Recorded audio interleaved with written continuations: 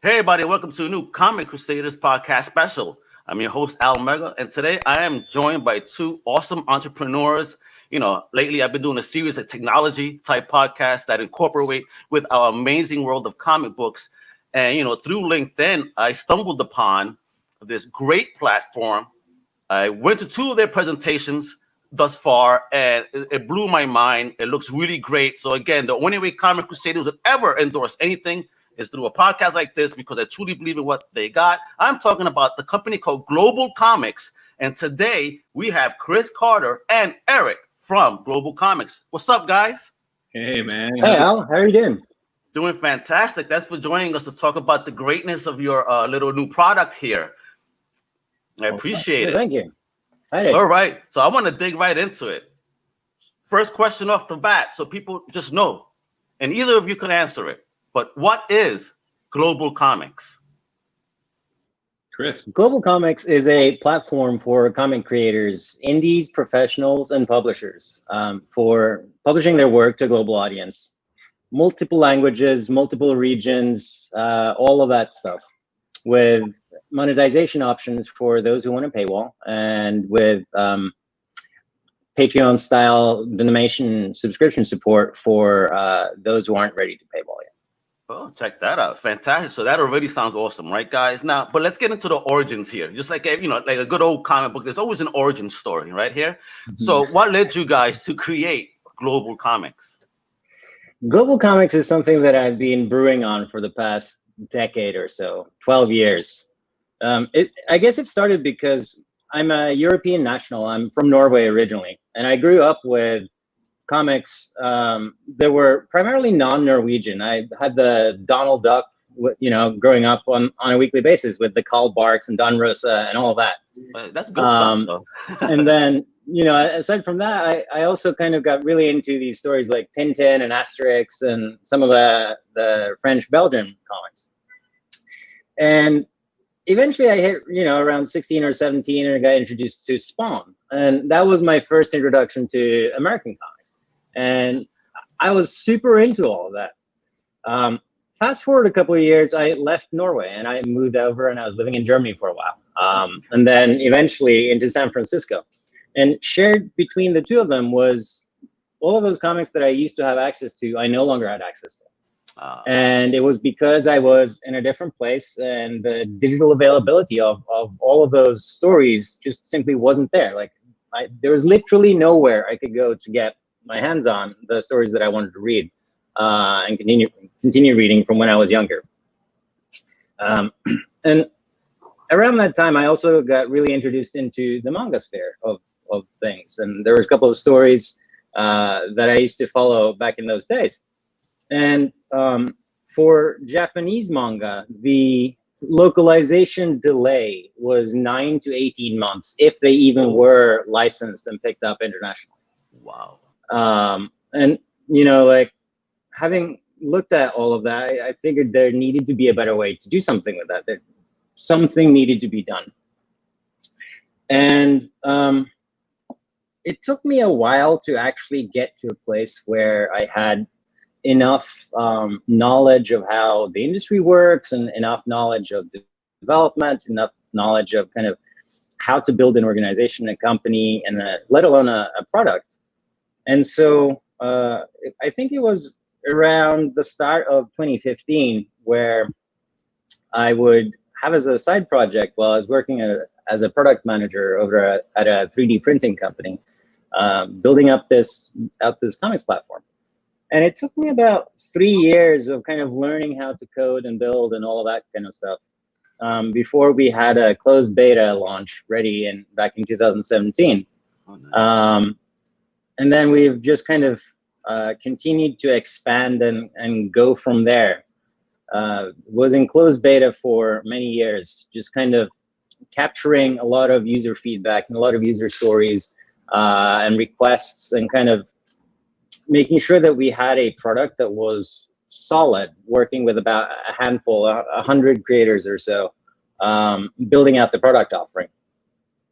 Fast forward to the end of last year, we were able to raise a little bit of money through angel investment and make this a full-time thing. So we've been going at this as a team since December, basically. Oh, wonderful! Congrats on that. Amazing. Thank Eric you. is like just lost and so like listening. Yes, this is our origin story. Fantastic. Now, as you're building this, there are other digital platforms out there. So what is going to make Global Comics different from, let's say, a Comixology, for example? I mean, there's many things. I think, Comixology is a very closed platform in that it's not for everyone to publish, especially if you're a free comic creator or a web comic creator. Comixology is not for you. And when you are a professional creator or a publisher, Comixology has a lot of quirks with it, like very long turnaround time for getting the content online, and a relatively poor revenue share for the creator or publisher. I think it's sitting at 50% post-transaction fees.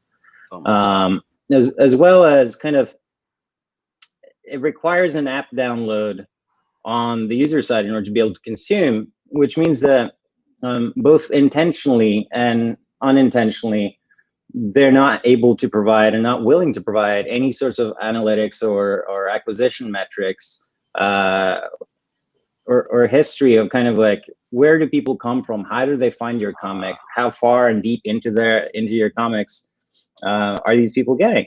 And so, kind of thinking about that as a holistic thing, we opted for making Global Comics a web browser first based platform that could handle all languages and all countries, and with a revenue share of 70% instead of 50%, with instant payouts globally. Oh, wow.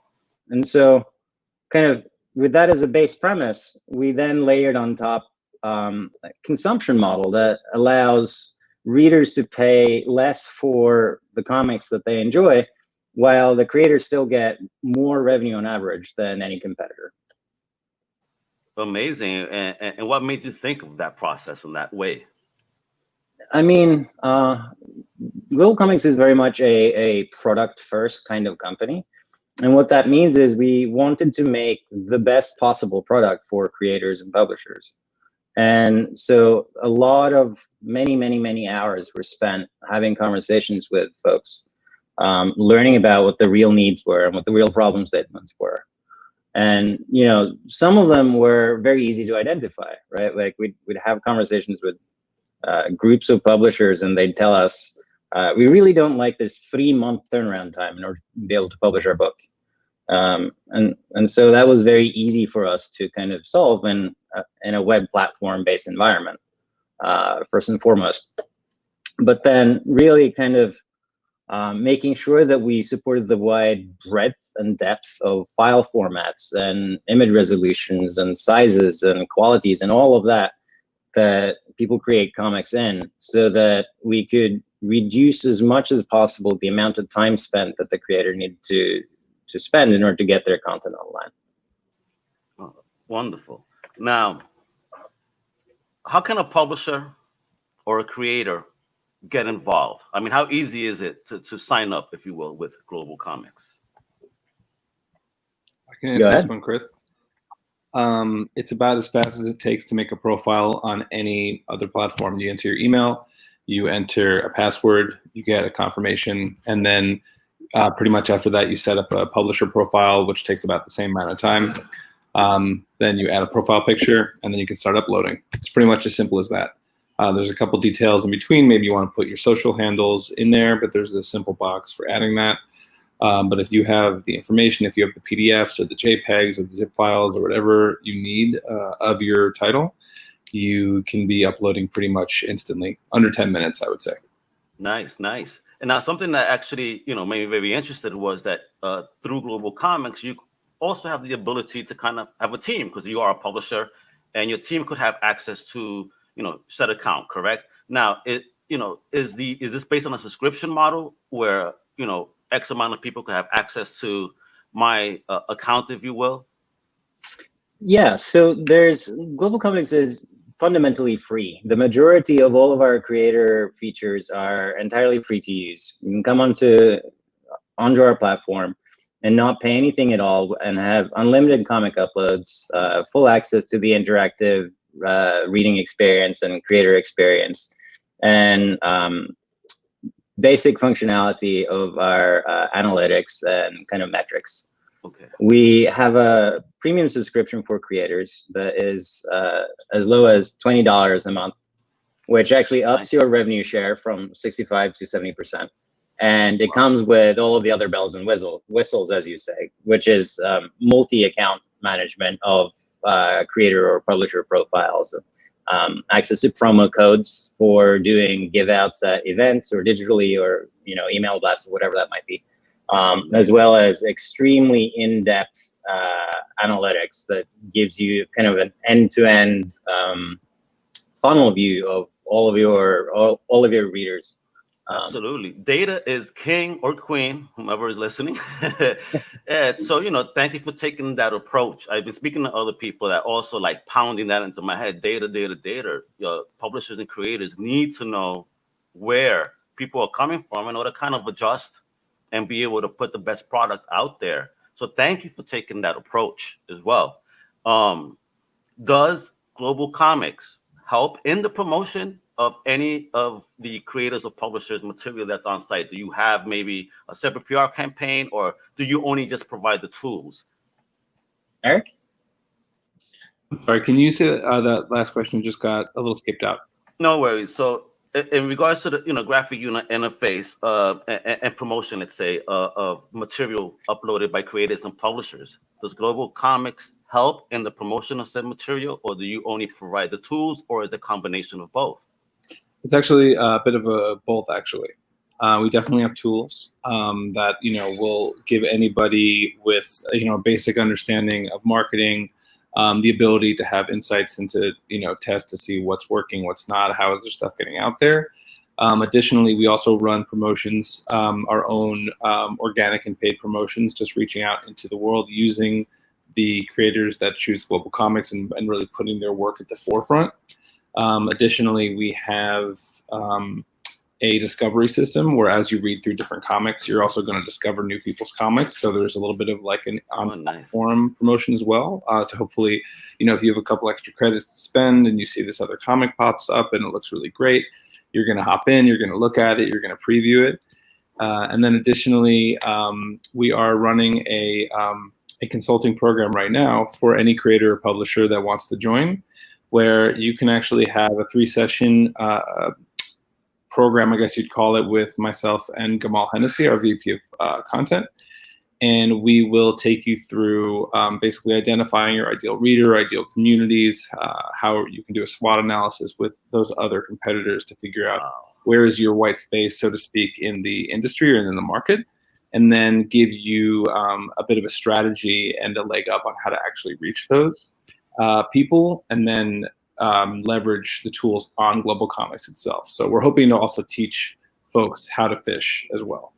Oh, that is amazing. Because one of the key points that one of my fellow creators on Comic Crusaders, Lance, wanted to reference was that customer service type of environment.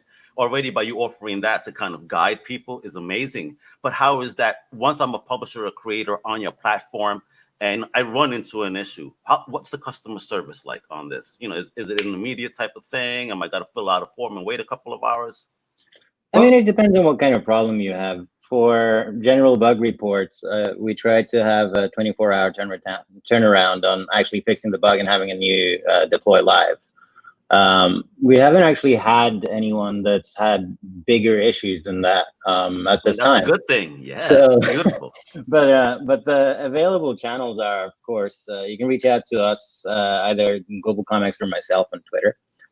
We have support forums on the platform where you can post, and either us or other people will be able to help.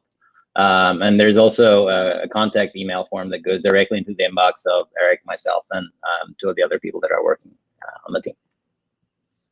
Excellent. So one of the things that Eric brought up was credits. So let's kind of understand a little bit the Global Comix economy. What's that valuation of credits? What do I buy? What's the dollar amount, and what does it get me within the Global Comics network? Sure. So Global Comics has taken a little bit of a different approach to how comic sales and comic consumption works.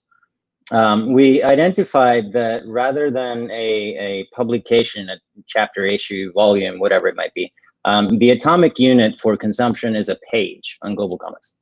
And so you can imagine that your traditional comic is 24, 28, 32, whatever pages long. And a graphic novel might be, 60 to 150 or something on average. So as a reader on Global Comics, when you get prompted with a paywall, you get the choice of purchasing a pack of what's called page credits. They come in packs sizes of 100, 200, or 350, starting at $4.99 for 100 page credits. And what that essentially gets you is, if you read comics that are on average about 25 pages long, you get 4 comics worth for $4.99. Oh, that's nice. You never get that at a local comic shop, that's for sure. And here's the beauty of it, though, right? Like, rather than paying an upfront for a comic that you may or may not like, we deduct a page credit for every paid page that you read. So you can actually start reading something and you can go 10 pages in and then decide, you know what, this wasn't for me. Or you could finish everything and find that you have, 35, 40 credits left, and you can go exploring. And so you can kind of go in and check out the first X amount of pages from other comics without having as much of an upfront investment. And as a reader, you can kind of choose then where you want to continue reading. And what that actually does is it gives some insights for creators and publishers that you can't get in any other platform, which is, where do people actually stop reading, or how far do they need to get in before they're like, oh, I'm hooked on this story. Mm-hmm. It's not as binary as chapter 1 and chapter 2. It's maybe page 17 on chapter 2 that has like the hook. And as a creator and publisher, you can define what all is free on a per page basis. So if in your graphic novel that the hook is on page 23, you can make the first 23 pages free and then have people come in after that. Oh, wow. That's kind of good. What a tease after that one, for sure. Yeah. Like if you use the analytics to understand, and that you have 5 different comics, and that are titles or releases, and that number 3 out of the 5 always catches people, that you just need to get more people onto that one comic. And if you drive more people, that funnel will then bring them through, and that after page 17, they're always going to keep reading. Or the funnel will always, sort of cap there. So there's like a lot of really creative, different approaches you can take to having this kind of information. Fantastic. I have a question from one of my fellow comic crusaders, actually. His name is David Taylor, and he actually, has books out there and games and whatnot. So sure. One of his questions is, what are their content filters? What kind of material do they allow and not allow within the world of Global Comics?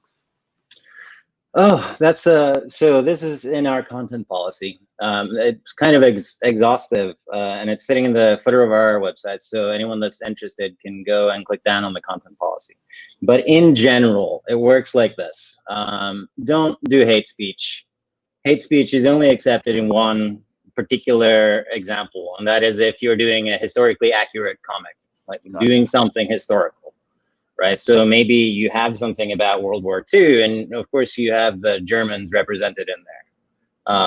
Outside of that, don't denigrate living beings, humans, animals, or otherwise.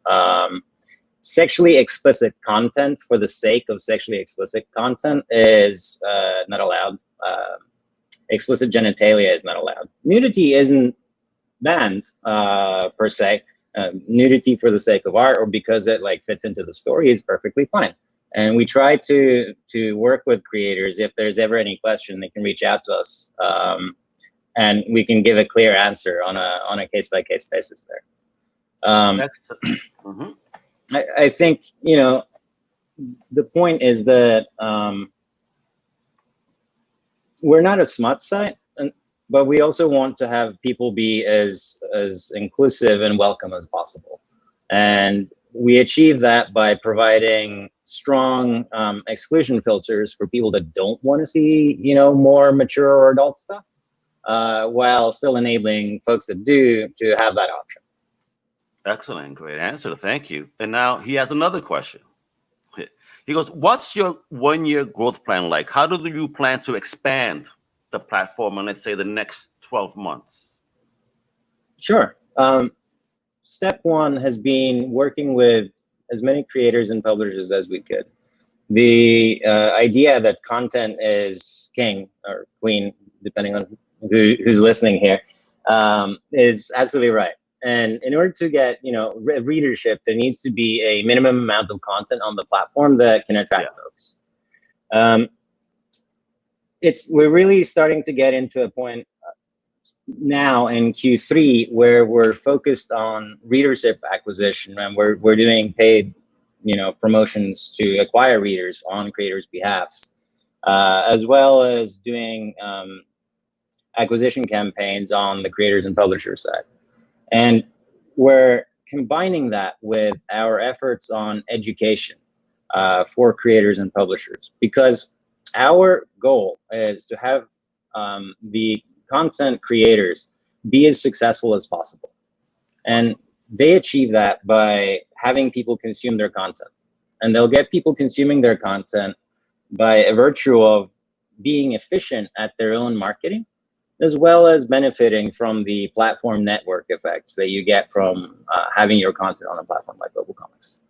And our plan for the next year is to really just scale that up as much as possible. Well, you have Comic Crusaders on the cover capes here to help, spread the gospel, if you will, of this amazing product. See, I'm digging it. And I hope you guys are really listening and in tune. I need you guys to visit, the Global Comix website, because it's amazing. They have some great information. Don't just go by the podcast. Again, visit the site. The proof is in the pudding when you visit them. And just to throw in, when you sign up, you get 30 free reading credits. So any free preview pages that you get, you kind of have a chance to get a taste of what's on there. We just got a lot of new uploads from a lot of great publishers and creators. So, anything you're looking for. And there's also other things coming up here, because again, if you guys want to go even more in depth with them, they're going to have a digital marketing webinar on August 20th, right? And just elaborate. Where can guys, sign up for this? The guys and girls and pubs and creators, where can they sign up? So we are going to post the links on the blog on our website. We also regularly promote on our Twitter. And for anybody that's interested, we have a Facebook group where we're always talking about different digital marketing topics and different components and of success, and how to sort of break this down into sort of an edible chunk at a time, because it can be very overwhelming, and that's in many ways the premise of why we're even doing these webinars. This will be the second one as well. The first one was covering a bit more of like the basics, and that's available on our YouTube as well. And then the second one will be doing a bit of a deeper dive and sort of identifying the competitors and figuring out who's out there. That is awesome, guys. You guys must sign up for this. Now, I don't want to take up too much more of your time. What I want to do now is just, I know you both are comic geeks, right? Eric, are you a comic geek? Because Chris he said he's a Spawn fan. That's what started. And I have every single issue of Spawn, all right? And I got a bunch of toys, and Spawn is my joint. So I'm glad he's a comic book fan. What about you, Eric? Well, so that's a great question. It's funny. I did not grow up super attached to comics, but Chris and I have become friends and colleagues over the past couple of years. And, by checking out, being introduced to so much new material through Global Comix, it's become a much bigger part of my life than I ever would have imagined. I'm a musician by trade, so I'm creative. I've been in the indie scene for a really long time. I've been an indie creator in my own right. Nice. And to come into the industry and number one, be welcomed the way that we've been welcomed, and then to be able to actually relate and see how much parallel there is, has endeared me greatly to the indie creator scene. And then honestly, just checking out the material and reading through it, and going to the one con we went to before all this went down. It just kind of blew my mind. So I'm a convert for sure. Awesome. Chris, thank you for giving Eric the bug. Yay, another one in the world of comic books. Swearpa. All right, let's do a battle here real quick. A real quick battle. All right. This is a who would win. All right. Who do you think would win this battle? All right. Let's go with the 5-lion Voltron versus the recent version of Godzilla in the movies. Oh, that had to be the recent version of Godzilla. You think he'll smash Voltron? Yeah. Those cats can be destroyed. I mean, they've partially been destroyed a couple of times. So how long do you give the match, Godzilla versus Voltron? If we're talking about in the middle of the Sahara Desert and they going at it. I don't know. It depends on if Godzilla has access to his radiation or not. Like, he becomes invincible the more radiation's around. Well, so. if he's in Nevada and they tested atomic energy there, I'm sure he has enough to still suck up in the air. Eric is lost. He goes, I'm not sure of either. Awesome. Right one on the spot. Well, Chris, Eric, thank you guys for joining us today on the Comic Crusaders podcast. This has been awesome. I'm very happy to present this product to people and show, let people know of it. Again, I believe in this as well. And make sure to join them and sign up on August 20th so you guys could learn even more. I'll share the links on the bottom of the podcast when it goes live. And Chris, Eric, have a wonderful afternoon. Continue to stay safe and continue to kick ass, man, because you got me as a convert. I already have my Global Comics account. So, yeah, look me up. All right, think I'm mine. I got you, man. I'll hit you up after this and get you set up with everything that you need. Thank you so much for having us on board, man. Yeah. No, thank you guys. And with that, folks, thanks for tuning in. And make sure to listen to the whole thing. Visit the sites. And I'm out. Hasta la próxima, fam. Bye. Peace.